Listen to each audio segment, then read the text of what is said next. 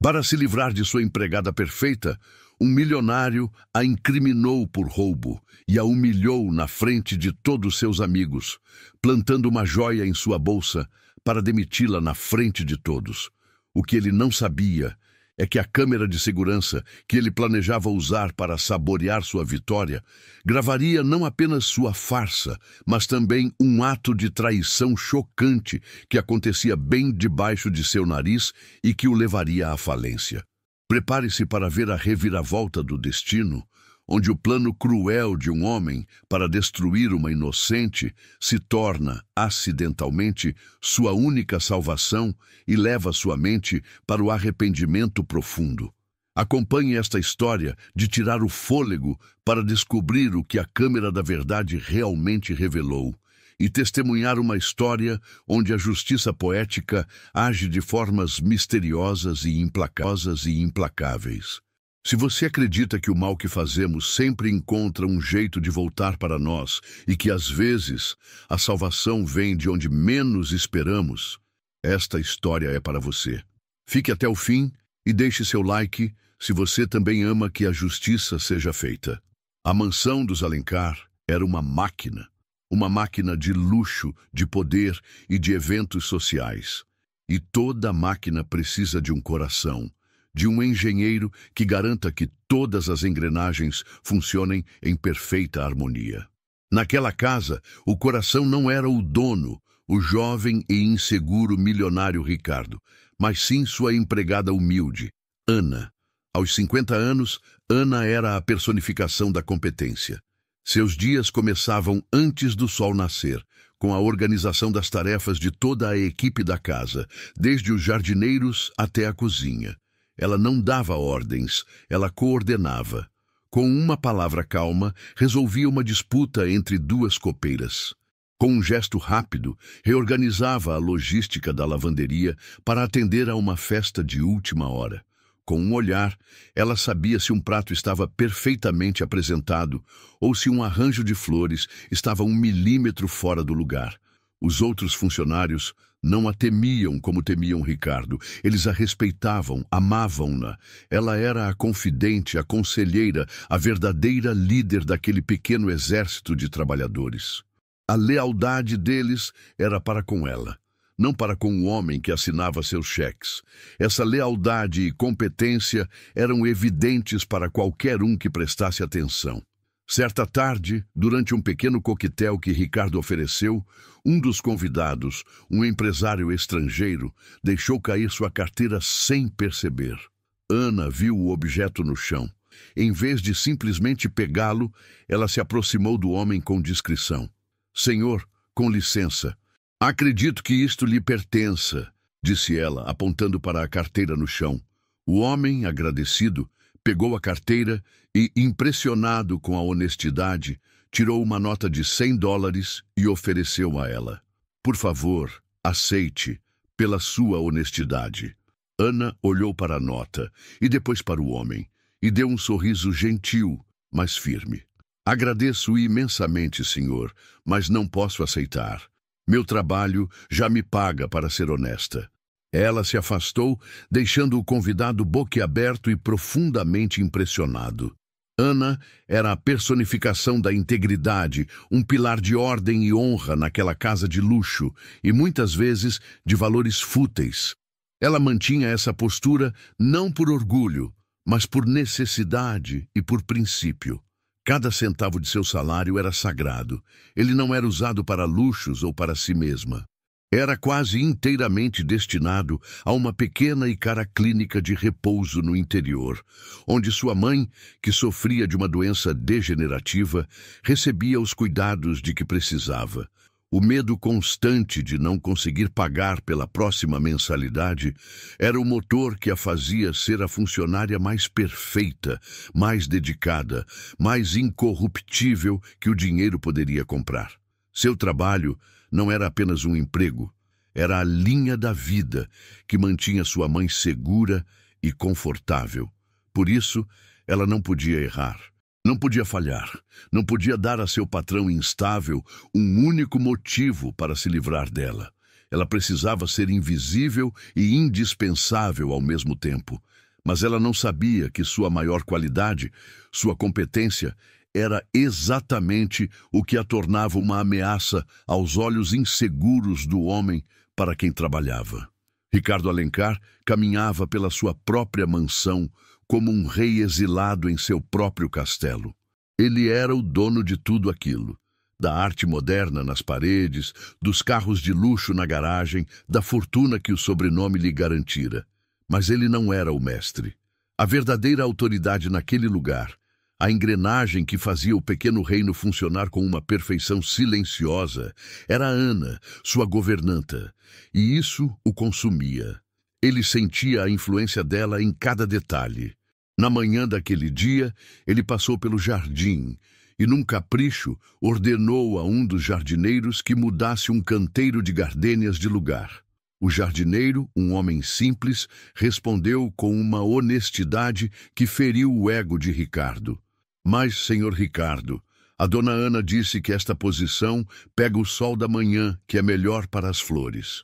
Ricardo sentiu uma onda de fúria. Até o jardineiro via Ana como a autoridade final. Ele deu um grito, forçou o homem a obedecer. Mas o sentimento de ser o segundo no comando em sua própria casa permaneceu, amargo como fel. Ele era um herdeiro, um homem que vivia à sombra da reputação de seu pai, o verdadeiro construtor do império. Ele sentia-se uma fraude, e a competência natural de Ana apenas ampliava esse sentimento, servindo como um espelho diário de suas próprias inseguranças. A pressão sobre ele aumentou quando sua irmã mais velha, Patrícia, chegou para uma visita trazendo consigo a filha, Jéssica. Jéssica era uma jovem de 20 e poucos anos, mimada, preguiçosa e com um profundo senso de que o mundo lhe devia alguma coisa. Enquanto tomavam um café na varanda, a sobrinha começou sua habitual ladainha. Tio Ricardo, eu preciso de um trabalho.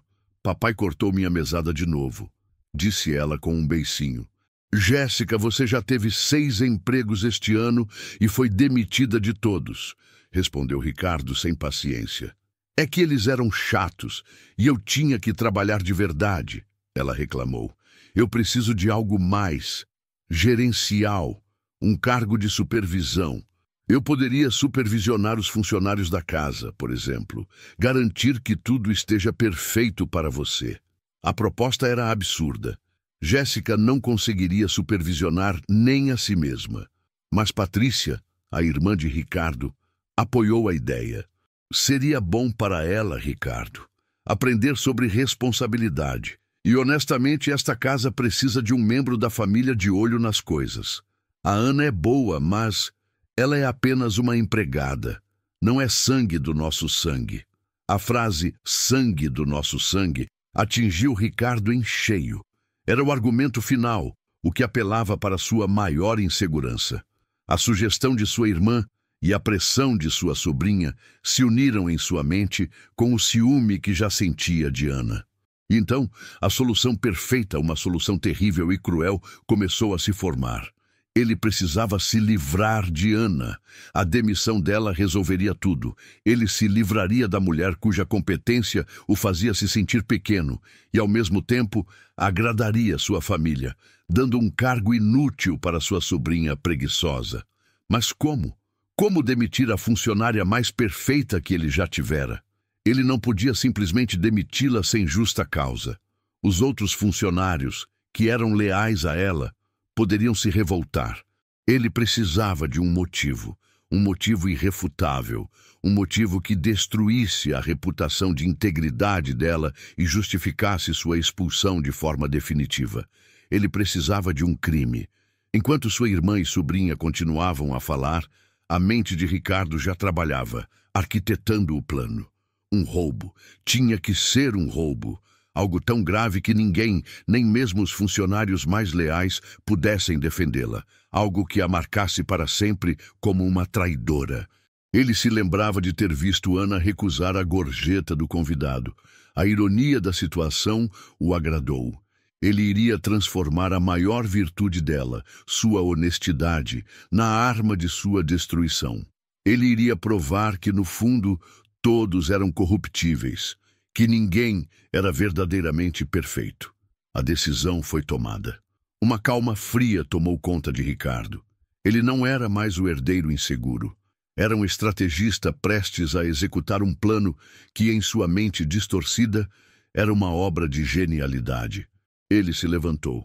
Você tem razão, Patrícia. A família vem em primeiro lugar. Vou pensar em um cargo para a Jéssica, disse ele, já sabendo exatamente qual seria. Com a desculpa de ter uma chamada importante, ele se retirou e caminhou em direção à ala privada da mansão, em direção ao quarto de sua falecida mãe. Ele sabia exatamente qual peça usaria como isca para sua armadilha. Com a decisão fria e venenosa tomada, Ricardo se moveu com a precisão de um predador que prepara sua armadilha. Ele deixou sua irmã e sobrinha na varanda com uma desculpa vaga sobre uma chamada de negócios e caminhou em direção à ala leste da mansão, a ala que fora de sua mãe. Ele entrou no antigo quarto dela, um lugar que ele raramente visitava. O cômodo estava perfeitamente preservado, um santuário de luxo silencioso, com móveis de época e o cheiro fraco de perfume de gardênia ainda no ar. Seu destino era o grande closet, um cômodo do tamanho de um pequeno apartamento. Na parede do fundo, escondido atrás de um espelho de corpo inteiro, estava o cofre. Ele digitou a combinação, uma data que ele jamais esqueceria, e a porta de aço pesado se abriu com um clique suave. Lá dentro, em caixas de veludo, estavam as joias de sua mãe. Ele não procurou pela mais valiosa em termos monetários, procurou pela mais sentimental, e a encontrou. Era o colar de pérolas e diamantes que seu pai dera a ela no 25º aniversário de casamento. Ricardo se lembrava daquele dia, da alegria no rosto de sua mãe. A joia era um símbolo do amor e da lealdade da família Alencar. E ele a usaria para destruir a lealdade de outra pessoa. Ele pegou a caixa de veludo, o toque do material suave em suas mãos. Ele sentiu um breve momento de hesitação, uma pontada de culpa por usar algo tão sagrado para um propósito tão sórdido. Ela entenderia, ele pensou, justificando seu ato. Ela faria qualquer coisa para proteger a família. Com a caixa na mão, ele fechou o cofre e saiu do quarto, a arma de sua conspiração agora em sua posse. O próximo passo era o planejamento. Ricardo não era um homem de improvisos. Sua crueldade era meticulosa. Ele foi para seu escritório e, em seu tablet de tela gigante, acessou o sistema de segurança da mansão. Ele passou as 2 horas seguintes como um general planejando uma invasão. Ele assistiu às gravações dos últimos 3 dias, focando exclusivamente nos movimentos de Ana. Ele observou a rotina dela com uma intensidade obsessiva. Anotou os horários em que ela limpava cada cômodo, a ordem das tarefas, o tempo que ela levava em cada uma. Ele viu a eficiência dela, a forma como ela nunca parava, nunca descansava mais do que o necessário. E, em vez de admirar, sentiu raiva. A competência dela o ofendia. Ele procurava por uma brecha, um momento de vulnerabilidade, um ponto cego. Ele a viu limpando a cozinha, sempre atenta ao movimento dos outros funcionários. Viu-a na sala de estar, um espaço amplo e aberto, arriscado demais. Ele precisava do lugar perfeito. E então ele encontrou a biblioteca. Era um cômodo imenso no final de um corredor pouco movimentado. Pelas gravações, ele viu que Ana sempre limpava a biblioteca no final da tarde, entre 4 e 5 horas, um horário em que a maioria dos outros funcionários já estava em suas tarefas de encerramento.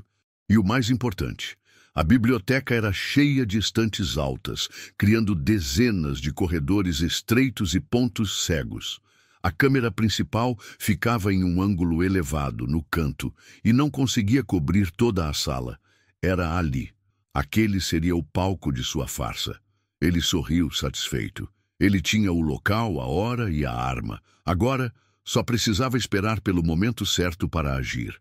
Na tarde do dia seguinte, Ricardo esperou em seu escritório, o coração batendo com uma excitação nervosa. Ele observava as câmeras de segurança em seu tablet. Viu Ana terminar a limpeza do segundo andar e começar a descer as escadas em direção à biblioteca. Era a hora. Ele guardou a caixa com o colar no bolso interno de seu paletó e saiu de sua sala. Ele caminhou pelos corredores de sua própria casa como um ladrão, os pés descalços sobre o mármore frio para não fazer barulho. Ele chegou à porta da biblioteca. Estava entreaberta. Ele espiou pela fresta. Viu Ana em um dos corredores distantes, de costas para ele, concentrada em tirar o pó de uma prateleira de livros de filosofia que ninguém nunca lia. Ao lado dela estava seu carrinho de limpeza e sobre o carrinho sua bolsa de lona com o bolso lateral entreaberto. Era a oportunidade perfeita. Com a respiração presa, ele empurrou a porta suavemente e deslizou para dentro da sala, escondendo-se atrás de uma grande estante. Ele ouvia o som suave do espanador de Ana, o único ruído na sala. Cada segundo parecia uma hora. Ele esperou que ela se movesse para um pouco mais longe. Quando ela o fez, ele agiu. Ele se moveu rapidamente, mas em silêncio absoluto. Atravessou o espaço aberto e chegou ao carrinho de limpeza. Suas mãos suavam. Ele tirou a caixa de veludo do bolso. Abriu-a e pegou o colar. As pérolas estavam frias ao seu toque. O diamante no centro brilhou por um instante sob a luz que entrava pela janela. Por um segundo, a beleza e a história daquela joia o fizeram hesitar.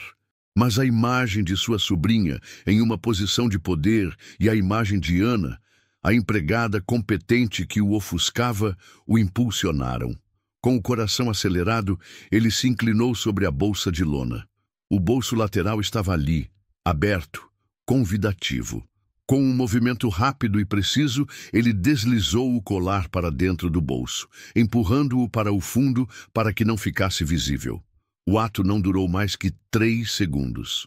Ele recuou, voltou para trás da estante e esperou, o coração martelando contra as costelas.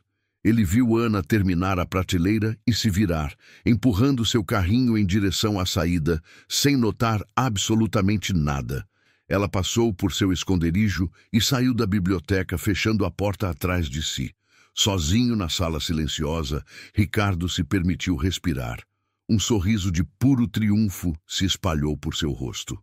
A armadilha estava armada, a isca plantada. O público via com clareza absoluta o ato da sabotagem e agora entendia a profundidade da maldade de Ricardo. A empregada perfeita, a mulher mais honesta daquela casa, havia acabado de se tornar, sem saber, uma ladra, e o seu destino estava selado. A manhã seguinte ao plantio da joia transcorreu com uma calma sinistra na mansão Alencar. Ricardo mal apareceu, mantendo-se em seu escritório, o que deixou a equipe de funcionários em um estado de apreensão. Eles sabiam que o silêncio de seu patrão era sempre o prenúncio de uma tempestade. Ana, alheia ao plano que se desenrolava contra ela, executou suas tarefas com a precisão de sempre. Ela se sentia observada, mas atribuiu isso à atenção geral da casa. O momento escolhido por Ricardo para seu ato final foi às 5 da tarde, a hora em que todos os funcionários do dia estavam terminando seus turnos e se reunindo nas áreas de serviço antes de partir. Foi quando a voz dele, fria e amplificada, soou por todo o sistema de interfone da mansão, um som que fez todos pararem o que estavam fazendo. Atenção a todos os funcionários, sem exceção. Reúnam-se no hall de entrada principal, imediatamente. A ordem era tão incomum e tão carregada de uma urgência sombria que um calafrio percorreu a espinha de cada empregado. Em silêncio, cozinheiros, jardineiros, copeiras e a equipe de limpeza começaram a se dirigir para o grande hall, um espaço de mármore de pé direito duplo que normalmente só era usado para festas. Eles se agruparam no centro do vasto espaço, parecendo um rebanho assustado, olhando uns para os outros em busca de respostas. Ana juntou-se ao grupo, seu carrinho de limpeza ao seu lado, o coração começando a bater com um mau presságio que ela não conseguia explicar. Então, Ricardo apareceu no topo da grande escadaria. Ele não desceu imediatamente. Permaneceu lá, no alto, olhando para o grupo de uniformes abaixo. Um rei observando seus súditos de seu poleiro de poder. Seu rosto era uma máscara de tragédia cuidadosamente ensaiada. Seus olhos estavam vermelhos, como se tivesse chorado, e sua postura era a de um homem carregando um peso insuportável. "Eu o chamei aqui", ele começou, a voz projetada para ecoar no mármore e carregar o máximo de drama possível, "porque fui traído. Nossa família foi traída, e a confiança que depositamos em vocês foi quebrada da forma mais vil." Um murmúrio de espanto e medo percorreu o grupo. Ricardo levantou a mão, pedindo silêncio. "Esta manhã, eu descobri que um objeto de valor inestimável desapareceu de dentro desta casa. Um objeto que, para mim, vale mais do que esta mansão inteira." Ele fez uma pausa, deixando o suspense se instalar. "O colar de pérolas e diamantes que pertenceu à minha falecida mãe foi roubado." Um grito de choque coletivo foi ouvido. Os funcionários se olharam apavorados. A acusação era grave, gravíssima. "Meus seguranças já confirmaram", continuou Ricardo, descendo as escadas lentamente, cada passo um movimento calculado no palco de seu teatro. "Não houve arrombamento, não houve nenhuma falha no sistema de segurança. O que significa que a joia não saiu desta casa. O que significa que o ladrão ou a ladra está aqui, nesta sala, entre nós." Ele parou no último degrau, seu olhar varrendo cada rosto assustado, saboreando o medo que ele estava instilando. "Isto é mais do que um roubo. É um sacrilégio, uma facada nas costas da família que lhes dá um teto e um salário." Durante todo o discurso, seus olhos voltavam como um falcão para um único ponto na multidão: o rosto de Ana. Eram olhares rápidos, mas penetrantes, que a faziam se sentir nua, exposta. Ela não entendia por que ele a encarava, mas sentia uma corrente gelada de pavor. Ele estava conectando-a àquilo de alguma forma. A ideia era tão absurda que ela tentou afastá-la, mas o olhar dele era inegável. "Eu não posso permitir que um traidor continue a caminhar por estes corredores", declarou Ricardo. "Portanto, para o bem de todos os inocentes, eu serei forçado a tomar uma medida drástica e desagradável." Ele chegou ao pé da escada e caminhou até o centro do grupo, que se abriu para ele. "Os pertences de cada um de vocês serão inspecionados, aqui e agora. É a única maneira de encontrarmos o culpado e limparmos o nome dos que são leais." A humilhação da ordem caiu sobre a equipe como uma sentença: serem tratados como criminosos comuns.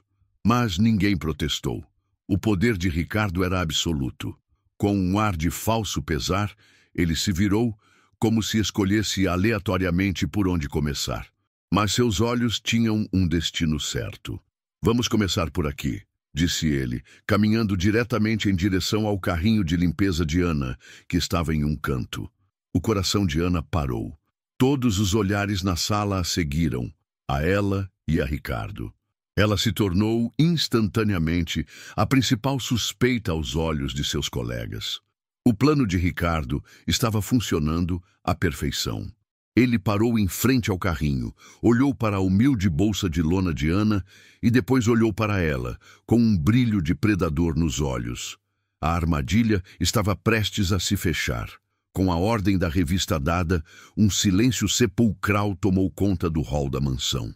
Os funcionários se encolheram, trocando olhares de pânico. A humilhação de ter seus pertences revirados na frente dos colegas era uma violação terrível, mas o medo de protestar e ser o próximo a ser expulso era ainda maior.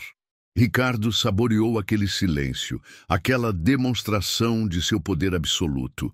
Ele iniciou seu teatro da justiça. "Vamos começar em ordem, para sermos justos", ele disse com um sorriso que não alcançava os olhos. Ele caminhou até o primeiro da fila, um jovem jardineiro que mal conseguia erguer a cabeça. "Sua mochila, por favor." O rapaz, tremendo, entregou a mochila gasta.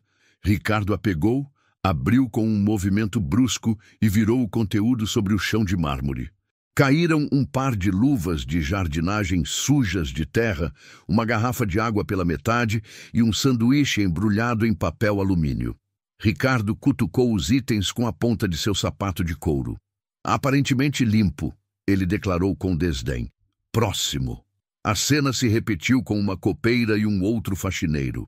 A cada busca, a tensão aumentava. A cada funcionário liberado, o foco se fechava cada vez mais em seu verdadeiro alvo. Finalmente, ele parou em frente a Ana. Ele a olhou de cima a baixo, um predador que finalmente encurralou sua presa. E agora, Ana, nossa funcionária mais antiga, a mais confiável, o pilar desta casa, ele disse, a voz cheia de um sarcasmo venenoso que todos podiam sentir. Certamente, você não tem nada a esconder, não é mesmo? Ana o encarou, o medo em seus olhos lutando contra a dignidade que ela tentava manter. Eu não tenho nada que não seja meu, Sr. Ricardo. Ela respondeu a voz baixa, mas firme. A firmeza dela o irritou. Veremos, ele disse. Ele não pediu a bolsa dela. Ele mesmo deu um passo à frente e a pegou do carrinho de limpeza. Era uma bolsa de lona simples com um zíper. Ele a segurou no ar como um troféu. O que temos aqui dentro, Ana? O lanche da tarde? O tricô? Ou talvez algo um pouco mais brilhante? Ele começou a retirar os itens de dentro da bolsa, um por um, de forma lenta e teatral, exibindo cada um para a plateia de funcionários. Primeiro, uma pequena carteira de plástico. Ele a abriu. Vejamos, algumas notas, moedas, nada de diamantes aqui. Depois um pequeno guarda-chuva dobrável. Para os dias de chuva, muito prático. E por fim, um pequeno pote de plástico com um resto de comida. Ah, o almoço de amanhã, talvez? Cada item que ele retirava era uma pequena humilhação, uma invasão de sua privacidade. Ele remexeu a mão vazia dentro da bolsa. Sua expressão mudou. Ele fingiu surpresa, os olhos se arregalando. Ora, o que é isso? Sua mão encontrou o que ele mesmo havia colocado lá no dia anterior. Ele sentiu o toque frio e suave das pérolas, a dureza dos diamantes. Com um movimento lento e dramático, ele retirou a mão de dentro da bolsa. E entre seus dedos, o colar de sua mãe brilhou, balançando como um pêndulo sob a luz do lustre de cristal. Um grito de espanto coletivo e agudo ecoou pelo hall. O flagrante era inegável. Os outros empregados deram um passo para trás, afastando-se de Ana como se ela tivesse uma doença contagiosa. Seus rostos, que antes mostravam pena, agora mostravam choque e traição. Como ela pôde? A Ana, a pessoa em quem todos confiavam. O rosto de Ana se transformou em uma máscara de total e absoluta incredulidade. O ar fugiu de seus pulmões. Ela olhou para o colar, uma joia que ela nunca havia visto na vida, e depois para o rosto triunfante de Ricardo. E ela entendeu. A armadilha. A crueldade, a injustiça. Não, ela sussurrou, a palavra se perdendo no ar. Não, isso não é meu. Eu nunca... Ela tentou falar, se defender, mas sua voz não saía. O choque a havia paralisado. Eu juro! Ela finalmente conseguiu gritar, as lágrimas agora escorrendo livremente por seu rosto. Eu juro pela saúde da minha mãe. Eu não sei como isso foi parar aí. Eu nunca vi esse colar na minha vida. Mas era tarde demais. As evidências estavam ali, brilhando na mão de seu acusador. Ninguém acreditaria nela. Ricardo a olhava, o sorriso de satisfação cruel agora totalmente exposto. Ele ergueu o colar para que todos vissem bem.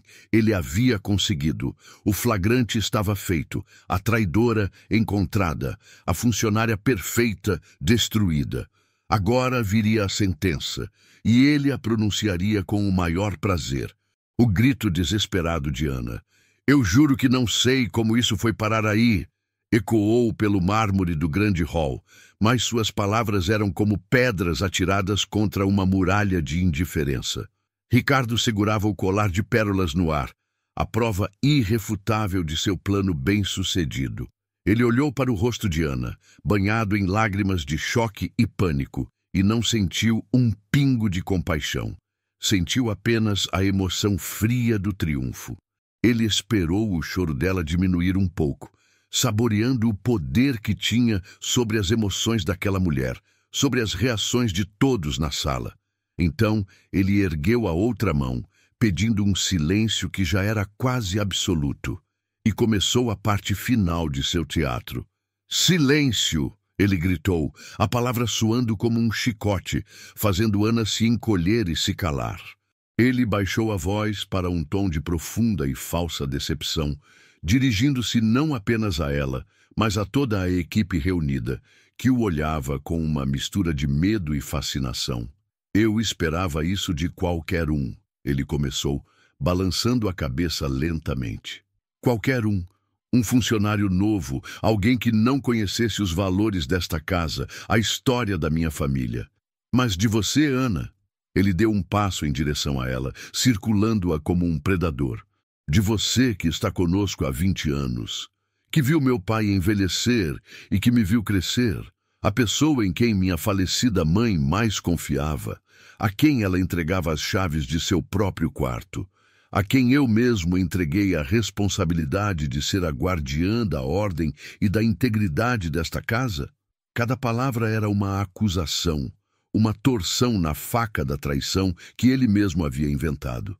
Eu defendi você, Ana, várias vezes. Quando minha sobrinha pediu um cargo de supervisão, eu disse que não precisava, porque a Ana era a minha supervisora de confiança. Quando os contadores sugeriram cortar custos com o pessoal, eu disse, na Ana, ninguém toca, porque eu acreditava em você. Eu acreditava na sua lealdade.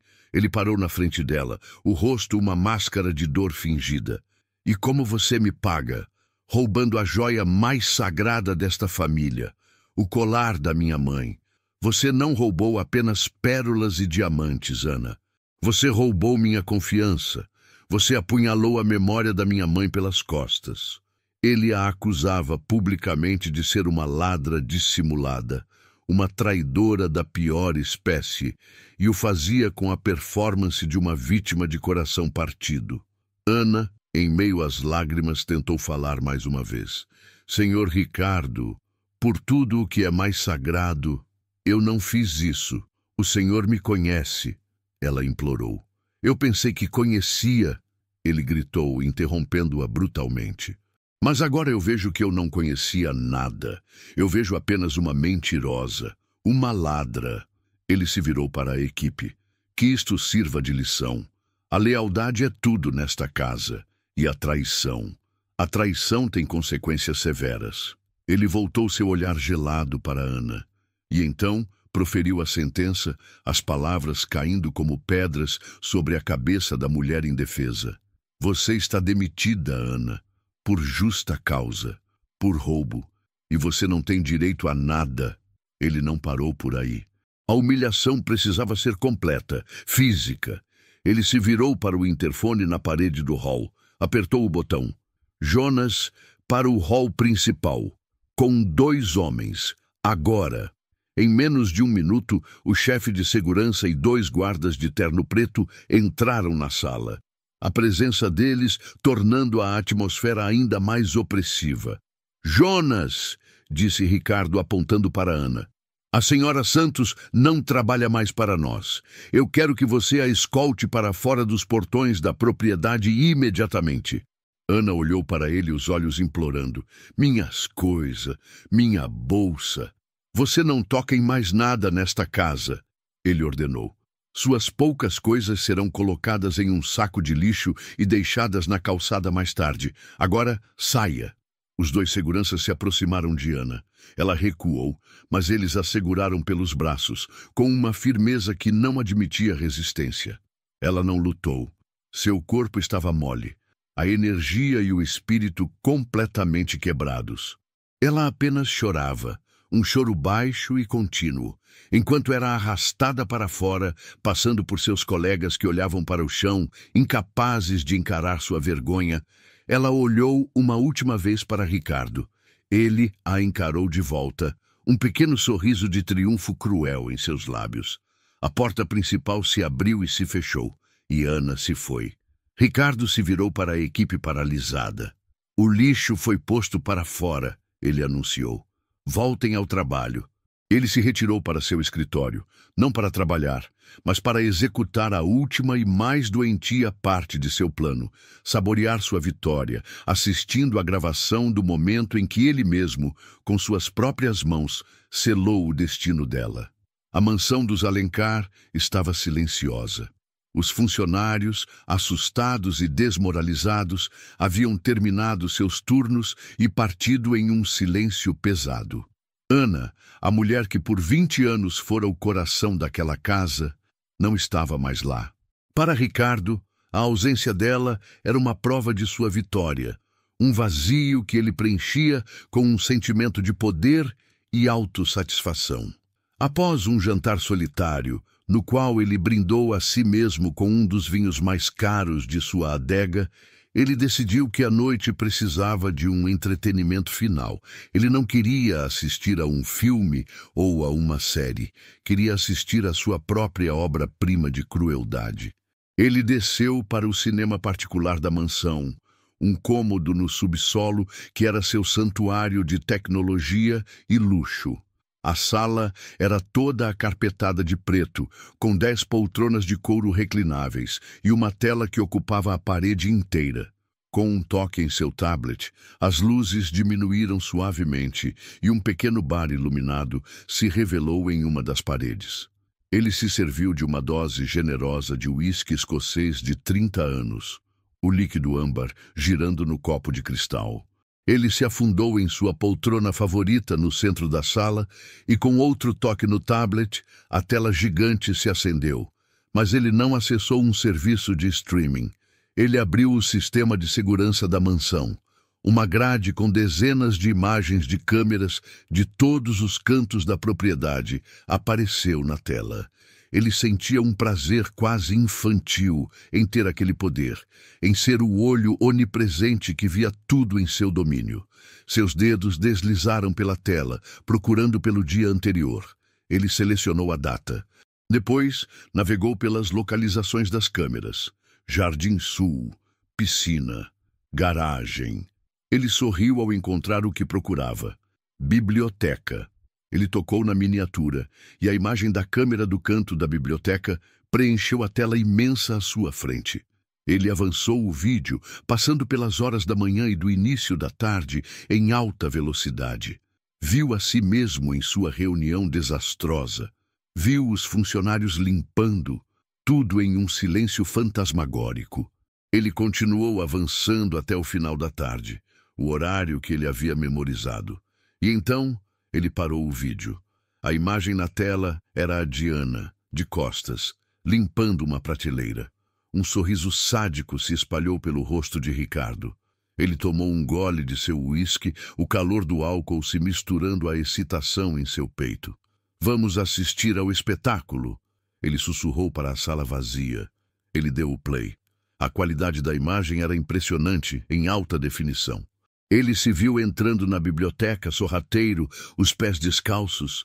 Viu a si mesmo se escondendo atrás da estante, o coração dele, mesmo agora, acelerando um pouco com a lembrança da tensão. Ele se deleitou com sua própria astúcia, sua performance. E então veio o momento principal.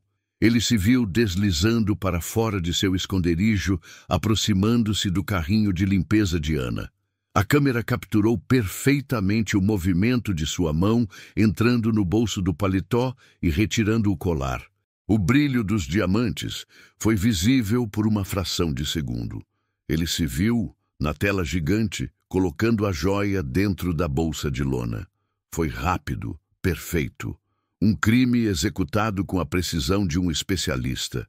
Ele assistiu à sua própria retirada silenciosa e ao momento em que Ana, inocente, terminou seu trabalho e saiu da sala, levando consigo a prova de sua própria culpa.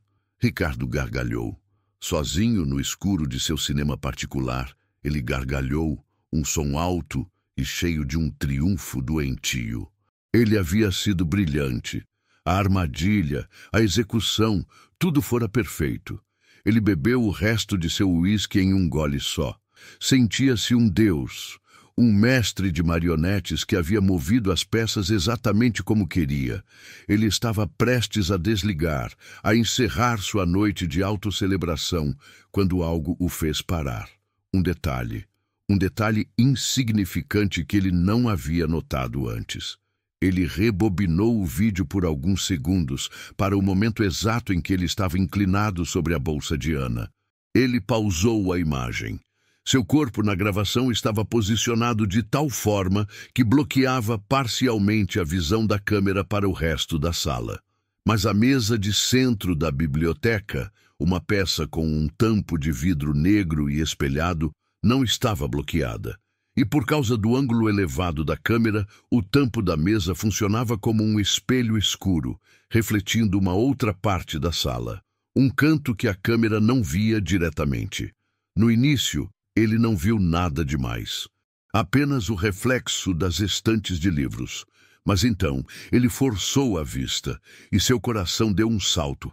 Havia um movimento no reflexo, um movimento que não era o dele. Ricardo assistia à gravação em seu cinema particular, um sorriso de pura satisfação no rosto.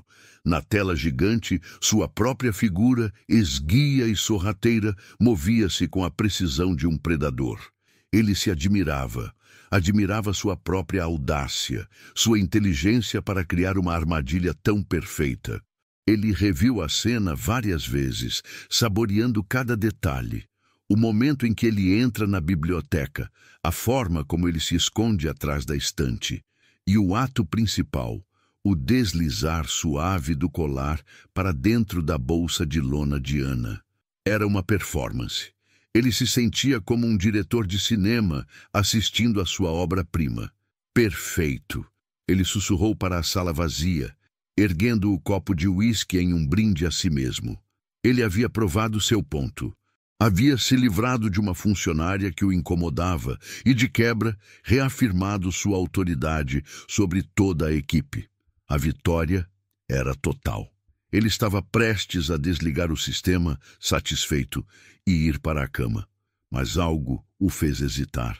Um detalhe na imagem, um detalhe que sua mente, focada em sua própria performance, havia ignorado nas primeiras vezes. Ele franziu a testa, inclinando-se para a frente em sua poltrona de couro.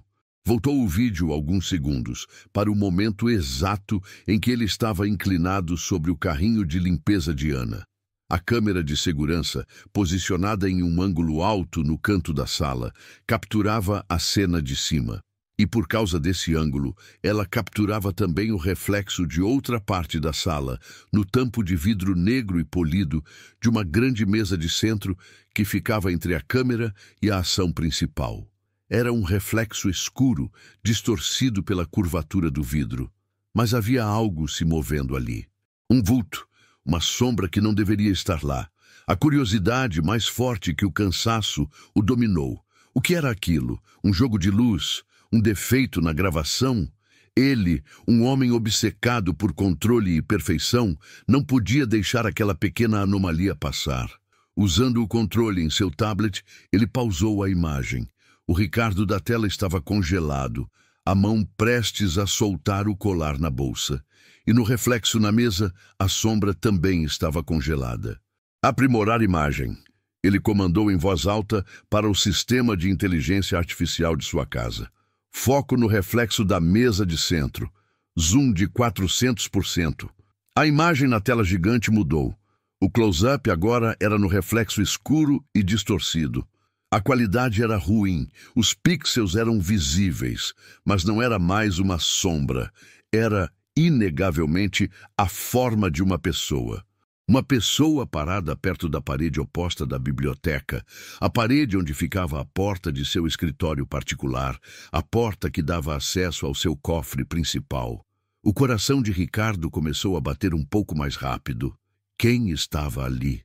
Nenhum outro funcionário deveria estar na biblioteca naquele horário. Ele continuou a dar comandos ao sistema. Aplicar filtro de redução de ruído, aumentar a nitidez, contraste em 80%. A imagem na tela tremeluziu, enquanto o computador processava os comandos. e lentamente a forma começou a se definir. O borrão ganhou contornos de um homem de terno, um terno caro, bem cortado. E então o rosto. O rosto se tornou mais nítido, e o sangue de Ricardo gelou. Ele conhecia aquele rosto, conhecia-o tão bem quanto o seu próprio. Era Sérgio, seu sócio, seu melhor amigo, o homem que fora seu padrinho de casamento. O que Sérgio estava fazendo ali, parado perto de seu escritório, naquela hora? Ele não deveria estar no prédio. Deveria estar em uma reunião do outro lado da cidade. O pânico começou a se instalar, um pânico frio e diferente de tudo o que ele já sentira. Ele deu play no vídeo novamente, em câmera lenta, os olhos agora grudados não em sua própria ação, mas no pequeno e terrível teatro que se desenrolava no reflexo. E o que ele viu a seguir fez o copo de uísque escorregar de sua mão e se estilhaçar no chão. Enquanto ele, na cena principal, estava ocupado com sua pequena e patética sabotagem contra uma empregada inocente, o reflexo mostrava o verdadeiro crime acontecendo. Ele viu Sérgio olhar para os lados, garantindo que estava sozinho. Viu-o tirar um pequeno aparelho do bolso e abrir o cofre de seu escritório com uma facilidade chocante. Viu seu melhor amigo pegar uma pasta de documentos de dentro do cofre. A pasta com os planos de expansão da Ventura Corp, o projeto mais secreto e valioso da empresa. E então ele viu a traição final. Sérgio, com seu celular, começou a fotografar, página por página, cada um dos documentos confidenciais. A imagem no reflexo se tornou nítida. Não era uma sombra, era uma pessoa. E a pessoa não era um funcionário qualquer. Era seu sócio e melhor amigo. E ele não estava parado. Estava roubando, traindo, destruindo seu império bem debaixo de seu nariz. O coração de Ricardo batia descontroladamente, um tambor de pânico em seu peito. Ele se inclinou para a frente em sua poltrona de couro, os olhos grudados na imagem pausada na tela gigante. O reflexo na mesa de vidro escura mostrava a silhueta de um homem. E o rosto, mesmo distorcido e escuro, era inconfundivelmente o de Sérgio, seu sócio, seu melhor amigo desde a faculdade, o padrinho de seu casamento. O que ele estava fazendo na biblioteca, naquele canto escuro, naquele exato momento? 1 milhão de pensamentos conflitantes passaram pela cabeça de Ricardo. Teria sido uma coincidência? Ele teria entrado na sala sem que Ricardo o visse? Não, impossível. Ele se lembrava do dia. Sérgio estava supostamente em uma reunião externa. Ele havia mentido. A primeira peça da traição se encaixou. E um frio começou a subir pela espinha de Ricardo. Com o dedo trêmulo, ele apertou o play no controle de seu tablet, mas selecionou a velocidade mais lenta, 0.25x. Ele precisava ver cada detalhe daquele teatro de sombras. Na tela, a sua própria figura continuava o ato de plantar o colar na bolsa de Ana, uma ação que agora lhe parecia patética e insignificante. Mas seus olhos estavam fixos no pequeno e escuro reflexo. E no reflexo, a figura de Sérgio se moveu. Ele não estava apenas parado. Ele se aproximou da parede, onde ficava a entrada para o escritório particular de Ricardo. Com um movimento rápido e confiante, ele desativou um pequeno e discreto sensor a laser que protegia o acesso ao cofre. Ricardo sentiu o ar faltar. Aquele era um código de segurança que apenas 2 pessoas no mundo conheciam. Ele e Jonas, seu chefe de segurança. Como Sérgio sabia? A resposta era óbvia e dolorosa. Traição. Em seguida, Ricardo assistiu horrorizado ao reflexo de seu melhor amigo se ajoelhar em frente ao grande cofre de aço embutido na parede. As mãos de Sérgio se moveram sobre o painel digital do cofre com uma velocidade e uma familiaridade que denunciavam prática. Ele não estava tentando adivinhar a senha. Ele a sabia. Com um clique suave que a câmera não captou, mas que a mente de Ricardo imaginou perfeitamente, o reflexo mostrou a porta pesada do cofre se abrindo. Sérgio olhou para os lados mais uma vez, um gesto de ladrão, E então se virou para o interior do cofre. Ricardo viu as mãos de seu amigo, as mesmas mãos que haviam lhe dado um tapinha nas costas, horas antes, em um gesto de falso apoio, agora remexendo em seus segredos mais bem guardados. Sérgio ignorou as caixas de joias e os maços de dinheiro de emergência. Seu alvo era outro. Ele retirou uma única pasta de documentos de cor azul. Ricardo reconheceu a pasta imediatamente. Projeto Fênix. Era o nome de código para seu plano mais audacioso e secreto, a aquisição de uma nova tecnologia de energia limpa que colocaria a Ventura Corp anos-luz à frente de toda a concorrência, incluindo as indústrias Takeda. Aquele projeto era seu futuro, sua obra-prima, a única coisa que realmente o animava, e Sérgio o segurava em suas mãos. O ato final da traição foi o mais moderno e o mais brutal. O reflexo mostrou Sérgio colocando a pasta aberta sobre uma mesa próxima. Ele tirou seu celular do bolso. O pequeno flash da câmera do celular piscou repetidamente no reflexo escuro. 1, 2, 10, 20 vezes.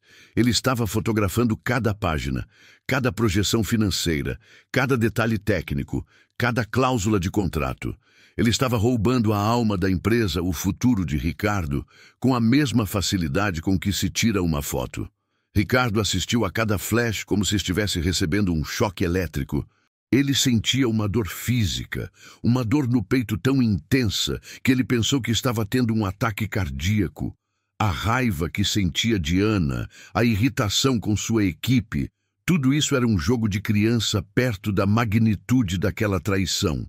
A crise em sua empresa, os ataques certeiros da Takeda, as perdas milionárias. Não era azar, não era incompetência de sua equipe, era sabotagem. Uma sabotagem orquestrada por dentro, pelo homem que ele chamava de irmão. A última foto foi tirada. Sérgio guardou os documentos de volta na pasta, colocou a pasta de volta no cofre, fechou a porta, reativou o sensor de segurança e saiu da sala. Tudo com a calma de um profissional. O traidor perfeito. O vídeo continuou, mostrando a si mesmo saindo da biblioteca, o rosto cheio de um triunfo tolo por ter incriminado uma mulher inocente. Ricardo pausou a imagem. Ele olhou para a tela dividida em sua mente. De um lado, sua pequena e mesquinha vingança. Do outro, a traição colossal que destruía seu império. E ele entendeu, com uma clareza que o deixou doente, que enquanto ele estava ocupado caçando um rato, o lobo estava em sua casa, devorando tudo. A mulher que ele demitiu como uma ladra foi, sem saber, a isca que o fez descobrir o verdadeiro ladrão. A ironia era tão esmagadora, tão completa, que ele não conseguiu gritar. Apenas ficou ali, no escuro, olhando para a tela, enquanto seu mundo, que ele pensou ter protegido, se desfazia em pedaços ao seu redor. O copo de uísque caiu da mão de Ricardo e se estilhaçou no chão de mármore de seu cinema particular, mas ele não ouviu o barulho. O único som em seu universo era o zumbido elétrico de seu próprio cérebro em curto-circuito. Ele olhava para a imagem congelada na tela gigante, para a figura de seu melhor amigo, Sérgio, fotografando seus documentos mais secretos. A cena era tão irreal, tão monstruosa, que por um momento ele se desconectou da realidade. Aquilo não podia ser verdade. Devia ser um truque, uma montagem, uma alucinação provocada pelo estresse. Mas a imagem era nítida, capturada pela mesma câmera de alta definição que ele se orgulhava de ter instalado. A verdade estava ali, em Ultra HD, e era inegável. Sérgio, o homem que fora seu colega de quarto na faculdade, o homem que fora seu padrinho de casamento, o homem a quem ele confiava a gestão diária de sua empresa, o traidor. A palavra explodiu em sua mente, e com ela uma enxurrada de outras memórias, antes inofensivas, agora se tornaram peças de um quebra-cabeça de traição. Ele se lembrou daquele negócio na Ásia que eles perderam por um tris. Sérgio o havia aconselhado a não aumentar a oferta, dizendo que o risco era muito alto. Na época, parecera um conselho prudente. Agora Ricardo via a sabotagem. Lembrou-se de um vazamento de informações para a imprensa sobre um novo produto, um vazamento que quase arruinou o lançamento. Sérgio havia culpado um funcionário de baixo escalão, que foi sumariamente demitido. Agora, Ricardo via a manipulação. Lembrou-se das inúmeras vezes em que Sérgio o elogiou por sua coragem e visão, enquanto pelas suas costas vendia essa mesma visão para a concorrência. Cada aperto de mão, cada reunião, cada conselho, cada sorriso, tudo era uma mentira. Uma mentira longa, elaborada e executada com a perfeição de um mestre. Ele sentiu uma onda de náusea. A crise em sua empresa, os ataques constantes da Takeda, sua própria sensação de fracasso e incompetência, nada disso era azar. Nada disso era o mercado. Era uma conspiração. E o arquiteto de sua ruína era o homem que ele chamava de irmão. Com a mão tremendo, ele pegou o tablet e rebobinou o vídeo. Ele precisava ver de novo. Precisava entender a dimensão de sua própria estupidez. Ele deu o play e se forçou a assistir à cena completa com os novos olhos que a traição lhe dera. Na tela gigante, ele se viu, o grande e poderoso Ricardo Alencar, focado em sua pequena e patética vingança. Ele viu a si mesmo, um homem de bilhões, dedicando sua energia e sua inteligência para incriminar uma mulher inocente por causa de um colar. A cena, que horas antes lhe parecera um ato de poder, agora lhe parecia grotesca, a birra de uma criança mimada. E enquanto ele, o personagem principal de sua própria farsa, executava seu plano mesquinho, no canto da tela, no pequeno e escuro reflexo, o verdadeiro drama se desenrolava. Ali, no reflexo, estava a traição real, a que realmente importava, a que estava destruindo seu império. Ele assistia hipnotizado a si mesmo, o rei tolo, preocupado em esmagar uma formiga enquanto o lobo entrava em seu castelo e roubava suas joias. A ironia era tão esmagadora, tão perfeita em sua crueldade, que ele soltou um som, um misto de riso e soluço. A mulher que ele havia demitido como uma ladra, a mulher que ele havia humilhado e jogado na rua, a mulher cuja reputação ele havia destruído por puro capricho. Aquela mulher, Ana, sem saber, havia sido a sua salvação. Se ele não tivesse criado aquele plano sórdido para incriminá-la, ele nunca teria instalado aquela câmera extra na biblioteca. Se ele não tivesse sido tão sádico a ponto de querer rever a cena, ele nunca teria notado o reflexo. Seu ato de pura maldade havia, por um acaso cósmico, gerado a única prova que poderia salvar sua empresa da falência total. Ele não era um gênio, era um idiota com sorte, uma sorte que ele não merecia. A vergonha o consumiu. A raiva que sentia de Sérgio era imensa, mas a raiva que sentia de si mesmo era ainda maior. A adrenalina do choque inicial passou, e no lugar dela ficou um sentimento novo e pesado, culpa, e com a culpa, uma clareza. A traição de Sérgio era um problema de negócios. Ele lidaria com aquilo, chamaria a polícia, os advogados. Era fácil. Mas a injustiça que ele cometera contra Ana, aquilo era um problema de alma. E ele sabia que não poderia seguir em frente, não poderia consertar sua empresa sem antes tentar consertar o erro que, ironicamente, o havia salvado. A fúria deu lugar a um novo tipo de urgência. Ele pegou o telefone, a missão clara em sua mente. Ele precisava encontrar Ana, precisava olhar em seus olhos e pedir perdão. Era a única coisa honrada que lhe restava fazer. O silêncio no cinema particular foi quebrado pelo som do interfone. Era Jonas, seu chefe de segurança, a voz cheia de uma urgência contida. Senhor, estamos aguardando suas ordens. O que faremos em relação ao senhor Sérgio? Ricardo olhou para a tela, para a imagem congelada de seu melhor amigo traidor. A raiva ainda queimava dentro dele, uma brasa de fúria e humilhação. Seu primeiro instinto foi o de sempre: destruição. Ligar para a polícia, para os advogados, iniciar um escândalo que aniquilaria Sérgio para sempre. Mas então, Ele moveu a linha do tempo do vídeo. A imagem de Sérgio desapareceu e, em seu lugar, surgiu a cena de si mesmo, gritando, acusando, demitindo Ana. Ele viu o rosto dela, a confusão se transformando em dor, a dignidade se quebrando sob o peso de sua crueldade. E a raiva que sentia de Sérgio foi subitamente ofuscada por uma onda de vergonha e culpa tão avassaladora que ele se sentiu fisicamente doente. Um crime podia ser punido com a lei, mas e a injustiça que ele cometera contra uma alma inocente? Que lei poderia consertar aquilo? Senhor, insistiu Jonas pelo interfone. Ricardo respirou fundo, a decisão se formando com uma clareza cristalina em sua mente.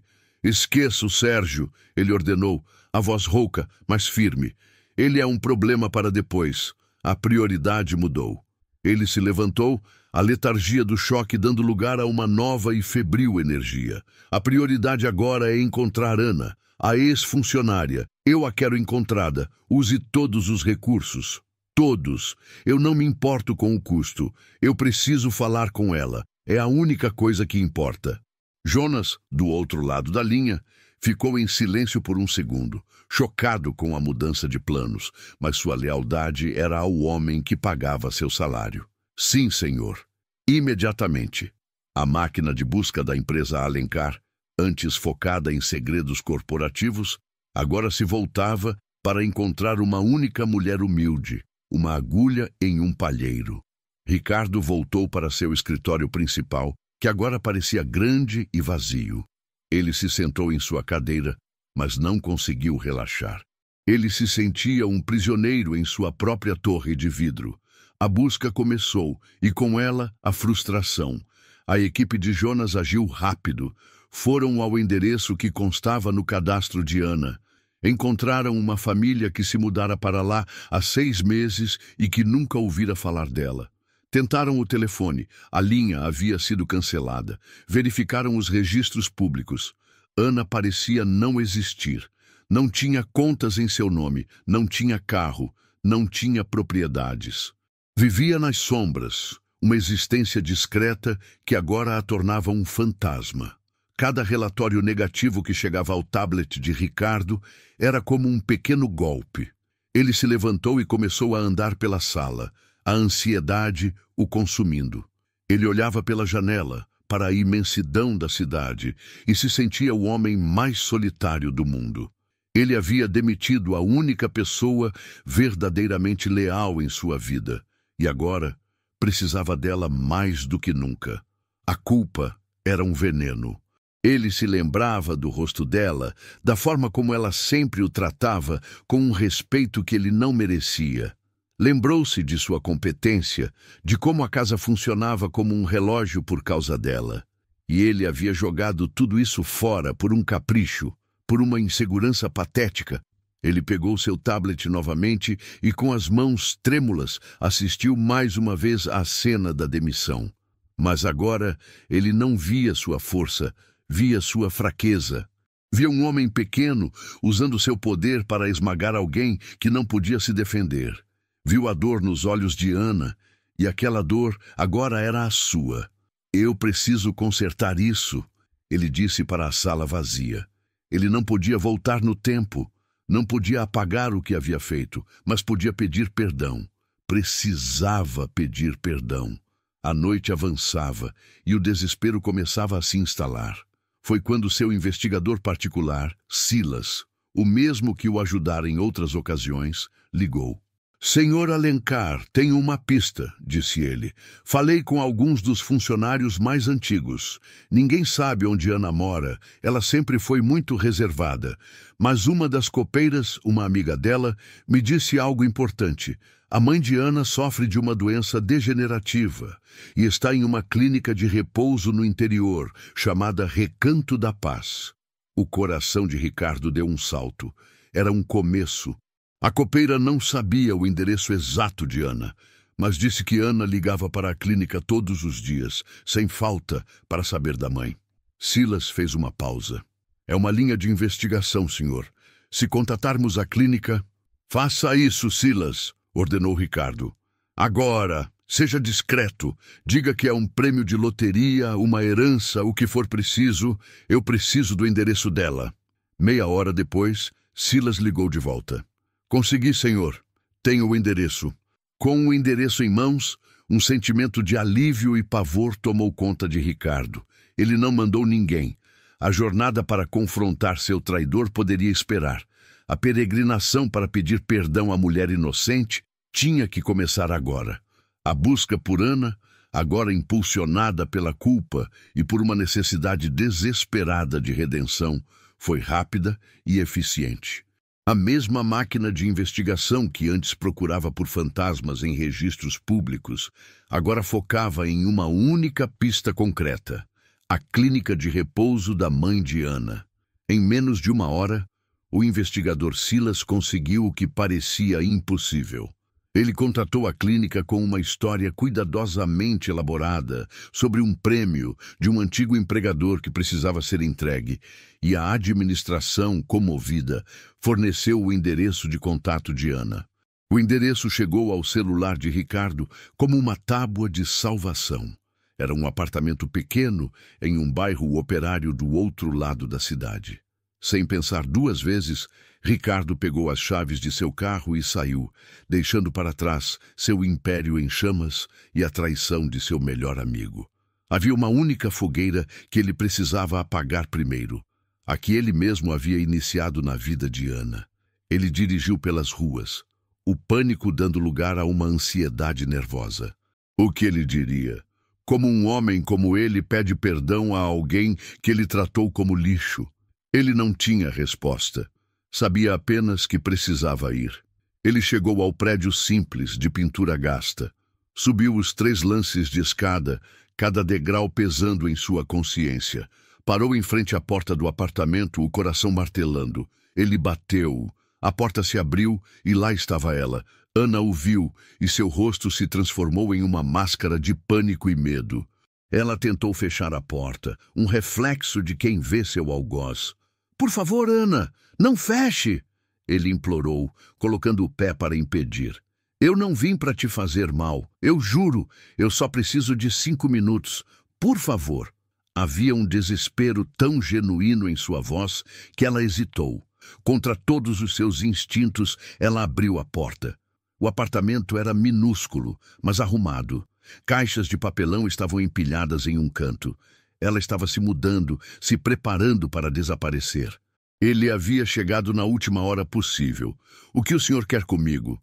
Ela perguntou, a voz fria, distante, abraçando o próprio corpo como se para se proteger. Ricardo não conseguiu falar. As palavras de desculpa que ele ensaiou pareciam vazias, patéticas. Então, ele fez a única coisa que podia. Ele pegou seu tablet da pasta. "Eu não peço que você acredite em minhas palavras", disse ele a voz rouca. "Então, eu trouxe a prova." Ele ligou o tablet e abriu o arquivo de vídeo da biblioteca. O coração de Ana gelou. Ele ia forçá-la a assistir à sua própria humilhação? "Eu sei que isso é a última coisa que você quer ver", disse ele, adivinhando o pensamento dela. "Mas você precisa. Por favor." Ele deu o play. Ana se forçou a assistir. Viu Ricardo entrando sorrateiramente. Viu-o deslizando o colar para dentro de sua bolsa. A confirmação visual da armadilha fez com que novas lágrimas de dor e raiva brotassem em seus olhos. E por que o senhor está me mostrando isso?" Ela sussurrou. "Para que você veja isto", respondeu Ricardo e pausou o vídeo. Ele ampliou a imagem, focando não nele, mas no pequeno e escuro reflexo no tampo de vidro da mesa. "Olhe com atenção, Ana." No reflexo. Confusa, ela se aproximou da tela, e então ela viu a figura de outro homem. O homem abrindo o cofre. O homem fotografando os documentos. Ela olhou para Ricardo, sem entender. "Esse é Sérgio", disse Ricardo. "Meu sócio, meu melhor amigo.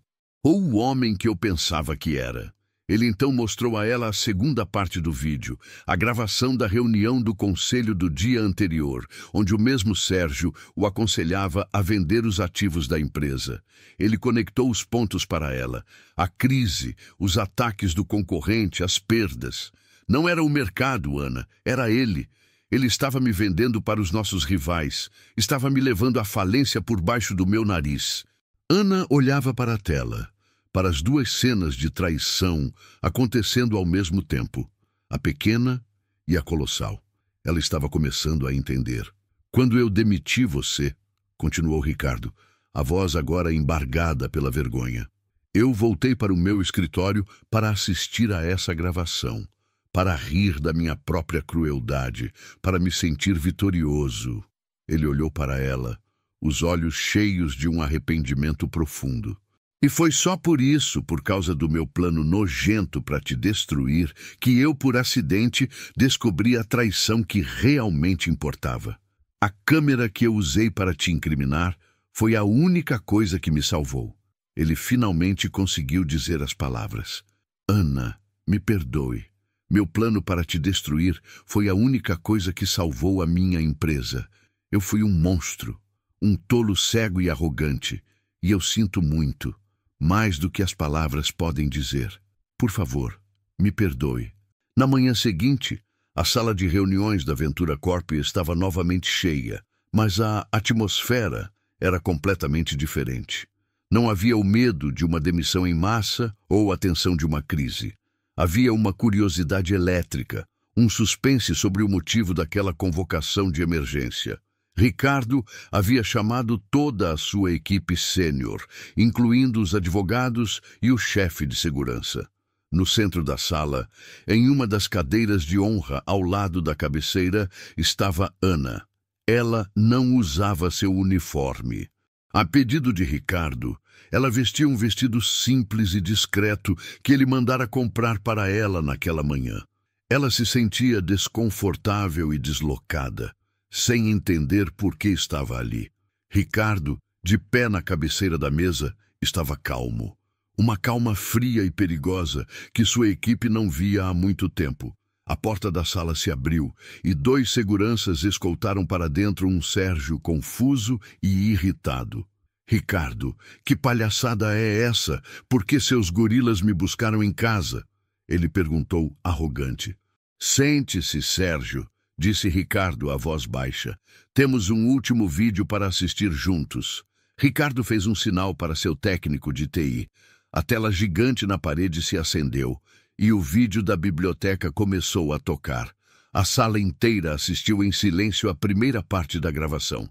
Ricardo, sorrateiro, plantando o colar na bolsa de Ana.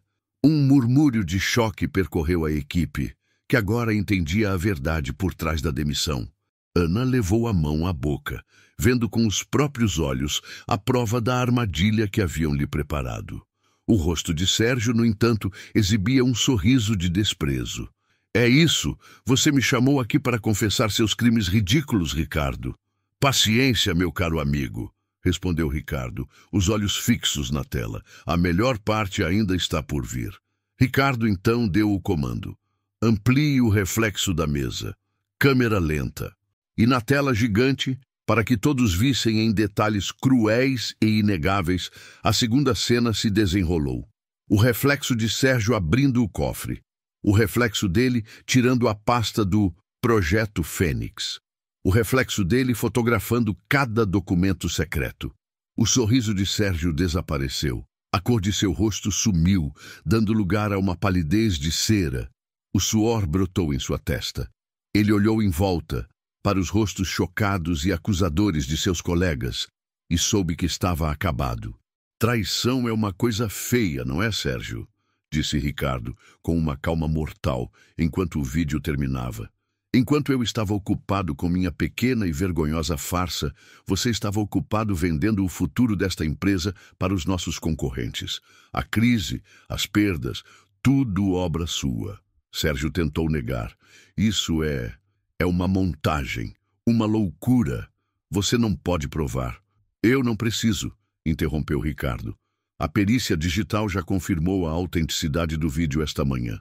E os registros de suas contas bancárias secretas na Suíça, que meu investigador encontrou há 1 hora, também ajudam a contar a história. Jonas e os outros 2 seguranças deram um passo à frente e pararam atrás da cadeira de Sérgio. A armadilha estava fechada. Aquele era o fim.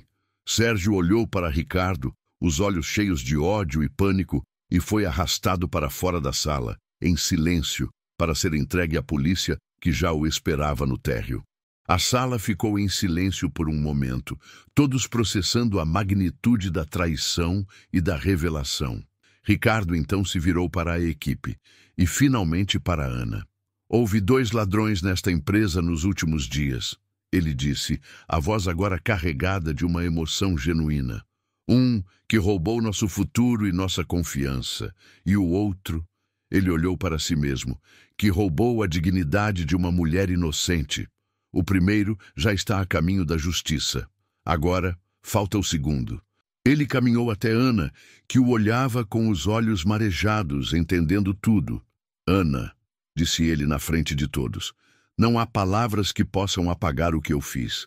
Meu plano nojento para te destruir foi, por uma ironia do destino, a única coisa que salvou esta empresa.